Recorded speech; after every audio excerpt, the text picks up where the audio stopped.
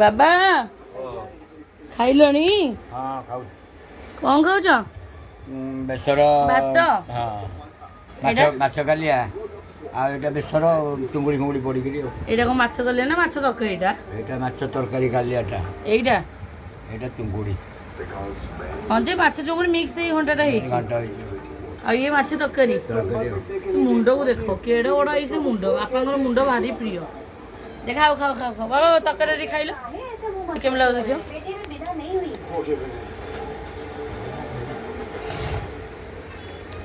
ଭଲ ଲାଗୁଛି?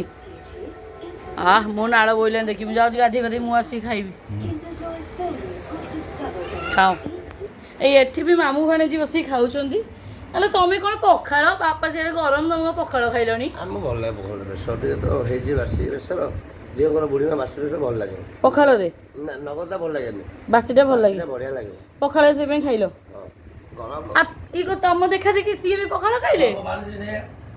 ପଖାଳ ମାଛ ତରକାରୀ? ହଁ ମୋ ଭାଣିଜୀ ସେ ଆଇ ବଇଛ କାହିଁ ଚୁନା ମାଛ ଟିକେ ଭାଇକି ଦେଲନି ବାପାଙ୍କୁ ଟିକେ ଦେଲନି? ରାତିକି ଖାଇବି କହିଲେ ବା ରାତିକି ଖାଇବେ।